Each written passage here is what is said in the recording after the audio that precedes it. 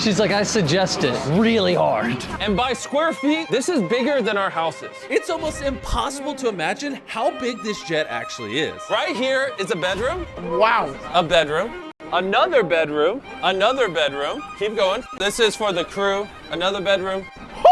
What'd you find? My dibs. The bedrooms on this plane are way more extravagant. Gold-plated sinks, multiple showers. Wait, what's in there? That's the toilet. This plane comes with its own theater, a lounge that can seat up to 12 people. And then over here is the living room. This is like a bigger couch than what I have in my house. I just want you to know,